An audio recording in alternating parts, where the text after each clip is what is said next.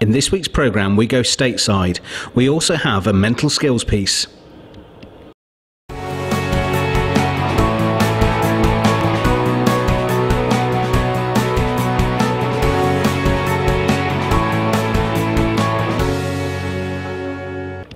I spoke with Colin Burrows, the British owner of Gulf Coast Clays, based in Florida. Colin, really good news for Gulf Coast Clays, which you took on just over a year ago. I understand now you're doing a twinning with one of the premier grounds here in the UK. Yeah, I've always when I took over the ground, one of the things I always wanted to do was stress the links between the UK and the US. I mean, I don't need to tell you how strong those are in the shooting community. And as those pesky Americans get better and better, particularly at sporting clays, I just wanted to remind them once in a while that, you know, hold on, it's our sport, we invented it, and we do it best. So, and you know, obviously with my background being British, I wanted to make that link. So I've been looking for a club to partner with, to do that sort of bridge across the Atlantic and offer my members something, and maybe offer members of a British club.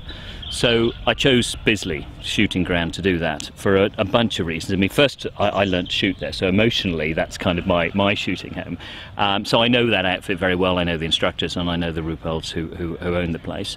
But also, I mean, in truth, you know, again, you know what Americans like. I wanted that sort of upscale, high-end, game shooting, Downton Abbey flavoured world that means a great deal to the Americans. I mean, it means a lot to us, but it means a great deal to the Americans as well. And next year then, Florida very much is going to be the home for the World Sporting. So for Gulf Coast Clays, have you got anything to coincide with that? We're looking to the Worlds start, I think, on Tuesday. So the weekend before is one of our regular registered shoots. So I'm looking a bit to sort of, you know, pump that up on steroids a little bit. So my hope is that people, visitors, I mean, from North America, but also from Europe, can come to us, get acclimatised, shoot, you know, a standard registered shoot, but an American style, and enjoy everything that we have to offer on that side of the coast, and then it's only a hop, skip and a jump over to the other side.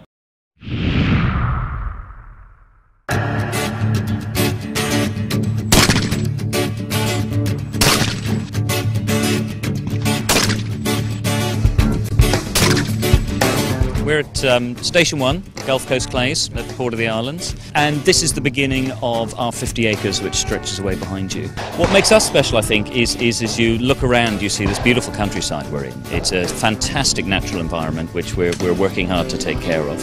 And sporting clays, this clays with a shotgun as I've described it, we go from stand to stand, and you can see, rather like golf, you enjoy the countryside as well as enjoying the sport. Anybody can come and try it, be they female, male, who've never tried it before, and they'll actually hit more than they actually think they will do. And that's the great thing, and once people hit a clay, they just want to come back and do more and more again. The great thing about this sport is it's for everyone. It's fun. I really want people coming through the door with their family and just having a good time. It's a safe, fun sport for everybody. I have to warn you though, and don't say I didn't warn you, it is a little bit addictive. We're playing golf with guns. You know, that's what the sport of sporting clays is. Sporting clays is golf with a gun.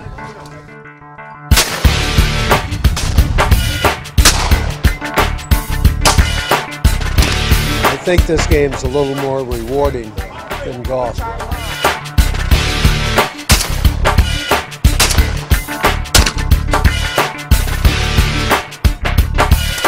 I'm a golfer. I'd much rather do a sporting clay tournament than playing a golf tournament right now. So that's how much I like it. Just hitting those clays is just really wonderful. I can't explain it. I love it. We're having a blast, a little competition, never hurt anybody, and it's just a fun day. We're going to have a ball.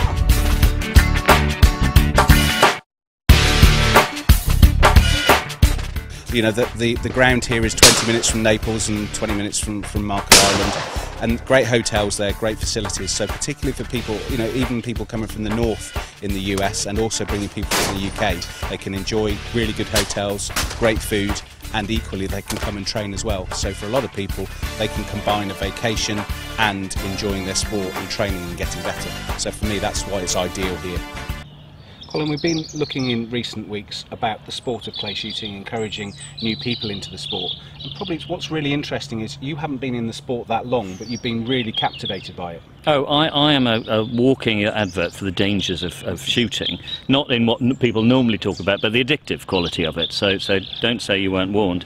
I started shooting 5-6 years ago, did my safety officers 2 years ago, did my instructors last year, bought the ground in December last year. I have gone, frankly, a little bit bonkers, and certainly my wife and children would feel that. But it's a sport I love greatly. It's a sport I'm passionate about, but it's also business. And one of the interesting things is little by little, I think we all we're impressed by the US team, for example, at the World Sporting this year. I think there's something that it's time for us to step our game up. And as I'm a businessman in my day job, and a sort of clay shooter by passion, I think I want to ally those and see if we can lift our great sport into the next decade or so. And in terms of lifting that as well, one of the other things you are involved with, as I'm interviewing today, you are involved in Clay Shooting TV as well, giving us some guidance and helping us forward. Well, when you came to talk to me about Clay Shooting TV, I mean, you were pushing it an open door for me, and indeed, as it proves so many of the shooting community, it's so important to have some sort of link and some sort of continuity in some sort of program. So Clay Shooting TV, I've been very proud and happy to be associated with, and as my day job as a television producer, and as I say, clay shooting is my passion, it's a natural marriage for me. And one of the things that's really impressive about Clay Shooting TV is it's actually quite a difficult sport, as you and I have discussed, to film. It's also quite a difficult sport to cover and make look entertaining.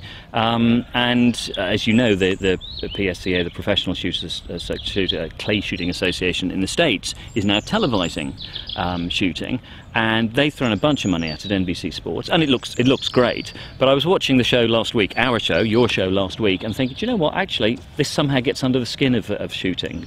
So now this has turned into a testimonial as to how marvellous Clay Shooting TV is, but genuinely I'm excited at how we're now, as a sport, there's a sort of focus for us each week to see how everybody else is getting on. And certainly as we go over the next 18 months, again, we've been working very closely with you to get the expertise, and yes, we're starting to invest now as the channel grows. But one of the great things that people will be able to see when the World Sporting comes back to the UK is, of course, we'll be doing that first live broadcast. Well, I mean, I hope that'll be 18 months away, isn't it? We've still got to get the US version of that through there, and by that time you'll be such an old hand, you'll be the Des Lyman or whoever is the current sporting guy. But it's so much has improved so much in clay shooting's coverage, and of course it's not just you pushing, it's the industry coming to you and recognising that actually you're not really doing anything if you're not being featured on Clay Shooting TV.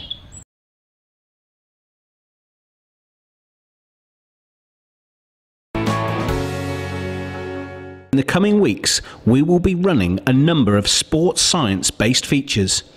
In this week's programme, I will be talking about centering techniques aimed at helping sporting shooters. It's called a centering technique, which is the breathing technique. It's been around in martial arts for over 2,000 years. It's a very simple technique, but it's one that will help you. So with centering, what I'd like you to do is to now concentrate on your breathing. Breathing in and breathing out. Breathing in and breathing out. I'd like you to just take a slightly deeper breath. A breath such as that, just a breathe in. And as you take that breath in, I want you to think of an inch behind your belly button. It might sound strange, but it has two key reasons to it. It will help you focus on something, which again is not creating any mental voids. So breathe in. Think of an inch behind your belly button. So when would we use centering? And centering in terms of our keywords would be a breath. So what I'd like to say to people is you can use the breath once or twice in terms of how we would do this. So if we come back to our scenario with our hold, our look and our kill, we would introduce the breath probably at the beginning. And it would be something like this. So again, the gun is empty. So the cartridges, imagine the cartridges have gone in, and just as we're going to close the gun, take the breath, hold, look, kill, and then we would call pull. The reason that we do this, again, it will slow you down slightly, you'll be more focused on the target, and you'll be more committed because you've made the decision. And that's why I've said that decision making is so important. So let's look at it for real now with a pair of targets. So we've established that we've got the crosser and then we're following the rabbit. So what we would be doing in essence now, we would be taking a breath, imaginary cartridges, hold, look, kill, hold, kill. So I've gone through the process of the hold, the look, the kill on my first target, and I've referenced back to where I will go for my secondary hold point and where I will kill the rabbit. And in terms of that, you will now find that you're more committed to the target. And this is what you do in the green zone. In English sporting, I work with a lot of people who shoot the first 2 pairs successfully, and then the 3rd, the 4th pair, for some reason they start to miss. By using the red, amber, green system, you will be using green when you're on the stand for shooting your English sporting pairs. You will follow the same process every single time. And by committing yourself with your keywords and also taking a centering breath, you have something that you can use every single time, regardless if it's the 1st, the 2nd, the 3rd, the 4th, or even the 5th pair, you will use the same system. So what I want to look at now is we'll move on to a different stand and we will look at how we use amber within the system.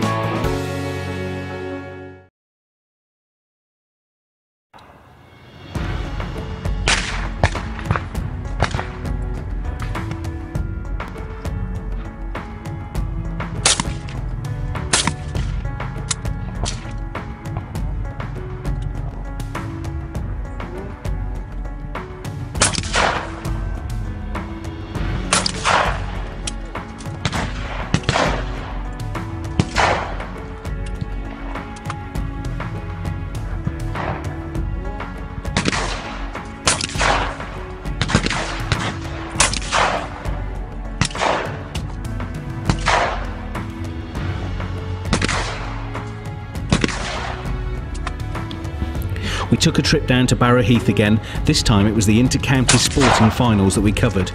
Held over the 2 days with competitors shooting either the Saturday or the Sunday, we saw Ed Solomons come through to win.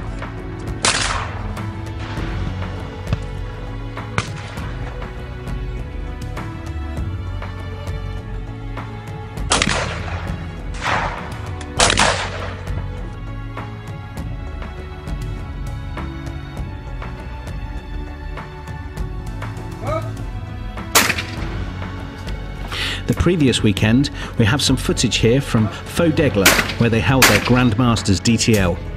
100 birds on the Saturday, 75 birds on the Sunday, and 25 birds single barrel to finish. Top 5 going into a shoot-off across the different classes, and here we saw Roger Faulkner come through to win with Lee Kirby in second.